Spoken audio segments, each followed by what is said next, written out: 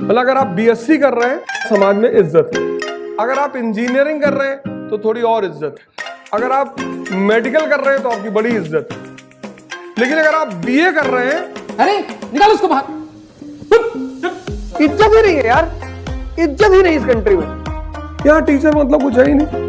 अरे ये तो यूपीएससी के बैकअप ऑप्शन वालों का भी लास्ट ऑप्शन होता है।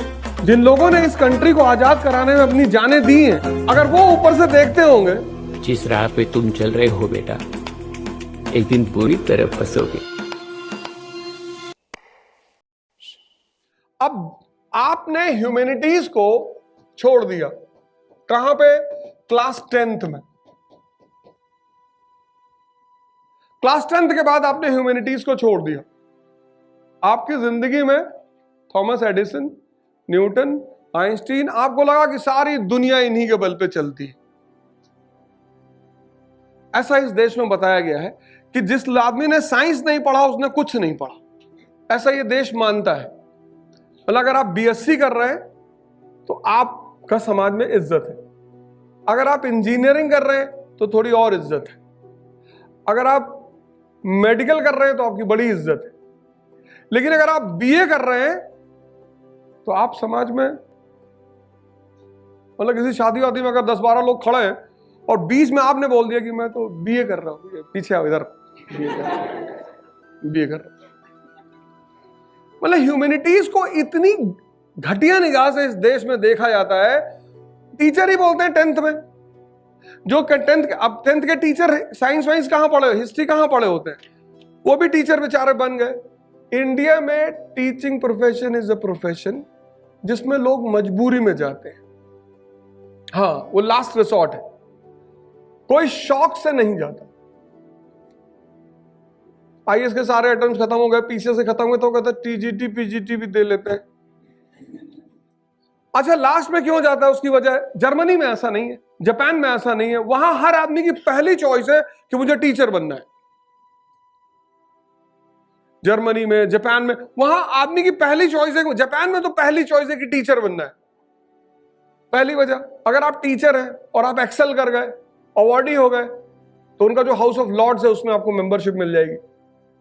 And they are the only VVIPs in Japan, उनके अलावा कोई वीआईपी नहीं। तो जापान का आदमी का सपना है कि भैया टीचर बनना है। यहां टीचर मतलब कुछ है ही नहीं। टीचर हाथ जोड़ के खड़ा है डीएम के सामने, स्कूल का टीचर, बाबूजी हमारा खेत कब्जा कर लिया बाबूजी। और कई बार तो जाके वो डीएम का पैर भी छू लेता है साहब। तो जिसका सोसाइटी में हर वर्ग पैर छूने लगेगा,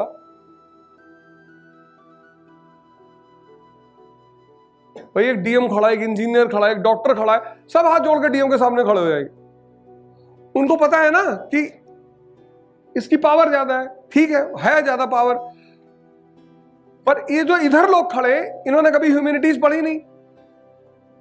ये जो इंजीनियर है, डॉक्टर है, इसने कभी ह्यूमैनिटीज पढ़ी नहीं, तो इसको सिर्फ इतना पता है कि इसकी पावर ज्यादा है। उनको ये नहीं पता है कि इस कंट्री में सबसे ज्यादा पावर यहाँ के सिटीजन की है। तो अब चूंकि आपने 10th में हिस्ट्री छोड़ दी, आपने 10th के बाद पॉलिटी छोड़ दी, आपने 10th के बाद ज्योग्राफी छोड़ दी, ये सब आपने 10th के बाद छोड़ दिया। इकोनॉमी जिंदगी में आपने कभी पढ़ी नहीं। किसी भी देश को सुपर पावर बनने के लिए 3 चीजें चाहिए। कौन सी 3? ये तुम बताओ ब्रिटेन और अमेरिका और जापान के एग्जाम्पल के बेसिस पे। किसी भी कंट्री को वर्ल्ड पावर बनने के लिए 3 चीजें चाहिए। कौन सी 3? 1787 स्लम एरिया, 1945 वर्ल्ड पावर। तो जैसे तुम टॉपरों को ढूंढते हो उनसे जानने के लिए कि भैया तुम टॉपर कैसे बने, ऐसे जब हम 1947 में पैदा हुए तो हमने अपने टॉपरों को ढूंढा। तो हमारे लिए टॉपर कौन था? United States of America. ये 1787 में पैदा हुआ as a slum area, slum, और 1945 में ये बन गया वर्ल्ड पावर। अब ये किसके लिए इंस्पिरेशन बना? इंडिया के लिए। इंडिया पैदा हुआ 1947 में, स्लम एरिया। तो अगर ये स्लम एरिया से वर्ल्ड पावर बन सकता है तो हम क्यों नहीं बन सकते?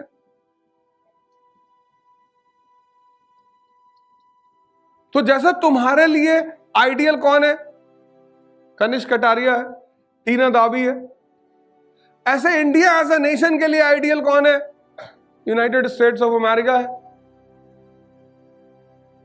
कौन सी 3 चीजें की इस कंट्री ने? किन 3 चीजों पे फोकस किया इसने? ट्राई करो, टेंशन क्यों ले रही हो? देखो, ये मैं तुम्हें बता रहा हूं, अगर तुम ह्यूमैनिटीज कायदे से पढ़ा होते, तुम्हें ये बात पता होती। अरे भैया, तुम ऐसे देखो, तुम कॉमन सेंस लगाओ। दुनिया में जो प्रोडक्ट्स हैं बाजार में, मेड इन यूएसए, एप्पल। अब किसी कंट्री को आज की डेट में पावर बनने के लिए क्या चाहिए? उसकी कमोडिटी वर्ल्ड लेवल की होनी चाहिए, एप्पल। यानी इंडस्ट्रियल सेक्टर बहुत मजबूत है। एप्पल को टक्कर कौन दे रहा है? One plus, China.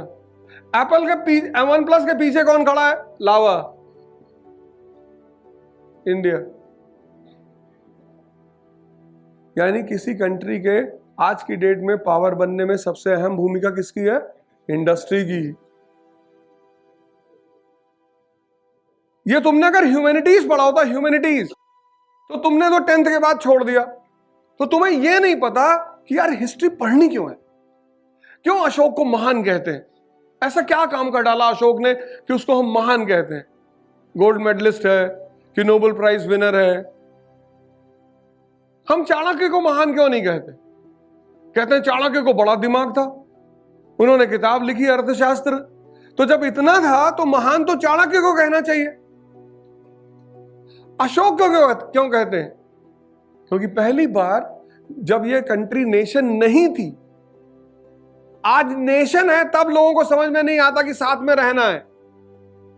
आज नेशन है तब उसको एक बात क्लियर थी कि दिस सब कॉन्टिनेंट, नेशन नहीं, सब कॉन्टिनेंट, उसमें बांग्लादेश भी था, पाकिस्तान भी था, अफगानिस्तान भी था। उसको उस वक्त ये बात समझ में आ गई कि दिस सब continent is a land of unity in diversity. तो इस यूनिटी इन डाइवर्सिटी को मजबूत करना है। तो he comes out with the policy of Dhamma, इसलिए हम उसे महान कहते हैं। 100 साल का फ्रीडम स्ट्रगल, कितने लोग कुर्बान हुए, कितने लोग फांसी पे चढ़ गए, और आज अगर उनकी आत्माएं इस देश को देखती होंगी तो वो कर्जन से माफी मांगती होंगी कि सॉरी सर, ये बदतमीज लोग, जिन लोगों ने इस कंट्री को आजाद कराने में अपनी जानें दी हैं, अगर वो ऊपर से देखते होंगे कि ये हिंदू मुस्लिम, जब इस देश के लोगों को इंडस्ट्री की मांग करनी चाहिए, जब इस देश के लोगों को हॉस्पिटल की मांग, और लिटरेसी रेट कितनी 80+, उस कंट्री का आदमी, Brahmins have done very bad with us. अच्छा, हाँ, हॉट लिक्विड वाटर, क्या है सर? अंग्रेजी भी नहीं बोल पा रहे। हॉट ऑयल, अच्छा, कहां लिखा है? Bablu was telling. कुछ भी। उसकी वजह यह है कि इस देश ने ह्यूमैनिटीज के साथ बदतमीजी की। An Academy. Let's crack it.